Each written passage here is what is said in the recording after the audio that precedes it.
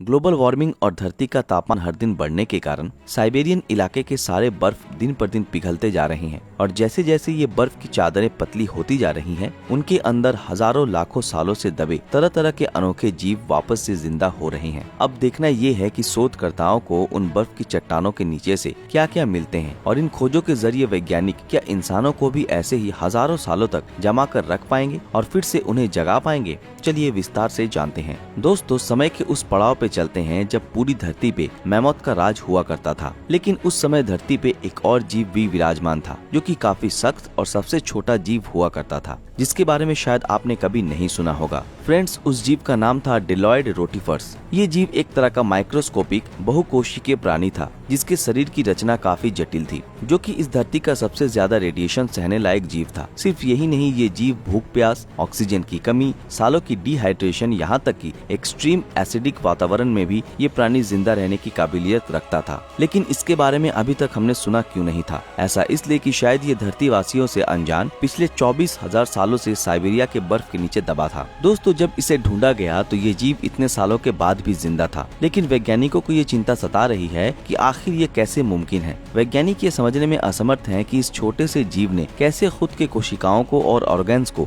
बर्फ में जमने से रोका और जिंदा रहा। ऐसा पहली बार नहीं हो रहा था कि वैज्ञानिकों को बर्फ के नीचे जमे हजारों साल पुराने जीव मिले हो। साल 2018 में रशियन साइंटिस्ट की एक टीम को 2 गोलाकार कीड़े बर्फ के नीचे दबे मिले थे। वैज्ञानिकों के मुताबिक ये 32 से 42 हजार साल पुराने थे। जब तापमान बढ़ने के कारण बर्फ पिघलने लगे, तब ये कीड़े वापस से जिंदा होकर चलने लगे, जो कि अपने आप में ही हैरान कर देने वाली बात थी। फिलहाल अभी वैज्ञानिक इन जीव के सीक्रेट बायोलॉजिकल कोड्स को अनलॉक करने में जुटे हैं, ताकि वो अन्य जीव जंतुओं के सेल्स, टिश्यूज और ऑर्गन्स को जीवित रख सके, धरती पर भी और स्पेस में भी। इसी चीज के परीक्षण के लिए वैज्ञानिकों ने रोटिफर्स और टार्डिग्रेड्स, इन दोनों छोटे छोटे माइक्रोबियल जीवों को अंतरिक्ष में भेजा था। टार्डिग्रेड्स के बारे में तो शायद आप सभी जानते ही होंगे। ये भी एक बहुत ही छोटा जीव है जो कि काफी मजबूत है और हर तरह की परिस्थितियों में जिंदा रह सकता है, चाहे 0 ऑक्सीजन लेवल हो या फिर कॉस्मिक रेडिएशन हो या फिर उबलता हुआ पानी हो, चाहे हाई प्रेशर हो, चाहे कितनी भी ठंड हो या फिर अंतरिक्ष में भी ये जीव खुद को जिंदा रखने में सक्षम है। टार्डिग्रेड्स का दूसरा नाम वाटर बियर भी है। इसके अलावा भी साल 2014 में वैज्ञानिकों ने एक प्राचीन वायरस की खोज की जो कि अंटार्कटिका के 30 मीटर मोटी बर्फ की चादर के नीचे पिछले 30,000 सालों से जमा पड़ा था। इसका आकार इतना बड़ा था कि इसे सिंपल माइक्रोस्कोप से भी देखा जा सकता था। और आपको जानकर हैरानी होगी कि इतने सालों के बाद भी ये वायरस बीमारी फैलाने में सक्षम था। लेकिन जरा रुकिए, डरने की कोई जरूरत नहीं है, क्योंकि ये वायरस इंसानों और अन्य जीव जंतुओं को नुकसान नहीं पहुंचाता। ये बस एक कोशिकीय एमीबा जैसे जीवों के लिए घातक था। लेकिन दोस्तों, ये वायरस उतना खतरनाक नहीं तो क्या हुआ?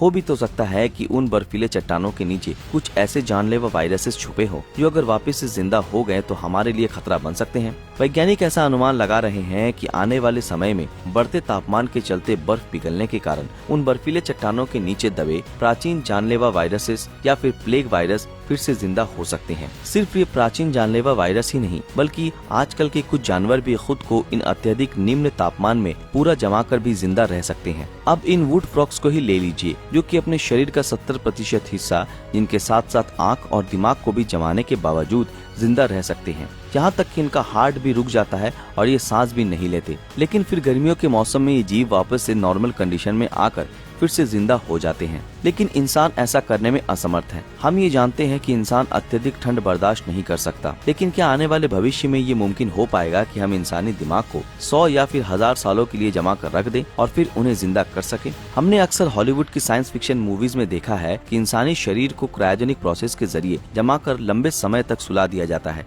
अंतरिक्ष की लंबी यात्रा के लिए, और इस प्रोसेस में उस इंसान की उम्र भी नहीं बढ़ती। लेकिन क्या ऐसा सच में हो पाना मुमकिन है?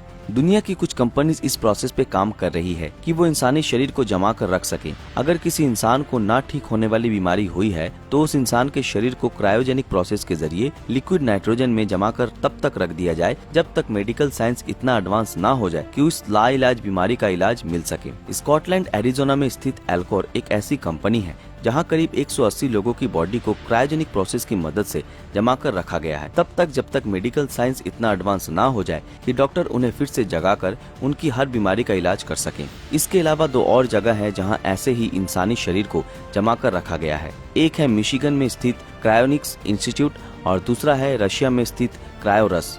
इन लोगों में सबसे बूढ़े इंसान का नाम है जेम्स बेडफोर्ड, जो कि 73 साल के एक साइकोलॉजिस्ट थे, जिनका शरीर 50 सालों से भी ज्यादा समय से जमा कर रखा गया है। इनके अलावा भी मशहूर बेसबॉल प्लेयर टेड विलियम्स के शरीर को भी लिक्विड नाइट्रोजन के जरिए क्रायोजेनिक प्रोसेस की मदद से जमा कर रखा गया है, इसी उम्मीद में कि आने वाले भविष्य में शायद उन्हें फिर से जिंदा किया जा सके। लेकिन ये बात तो सच है कि अगर किसी इंसान की मौत हो जाती है तो इस प्रोसेस के जरिए उसके शरीर को जमा कर कोई फायदा नहीं है, क्योंकि उसे जिंदा करना तो नामुमकिन बात है। आने वाले भविष्य में अगर मेडिकल साइंस इतनी एडवांस हो जाए कि हम जमे हुए लोगों को 100 सालों बाद वापस से उठा सके, तो ये इंसानी इतिहास में बहुत बड़ी खोज होगी। इस प्रोसेस के जरिए हम स्पेस में इंसानों को आसानी से भेज पाएंगे, चाहे सफर कितना भी लंबा क्यों ना हो। हर बीमारी का इलाज भविष्य में कर पाएंगे और भी बहुत कुछ कर पाएंगे। इसलिए इस प्रोसेस के सक्सेसफुल होने का इंतजार पूरी दुनिया को रहेगा। तो दोस्तों, आज के लिए बस इतना ही। इस बारे में आपकी क्या राय है हमें कमेंट में जरूर बताएं। आज का हमारा ये वीडियो आप लोगों को कैसा लगा हमें कमेंट में जरूर बताएं।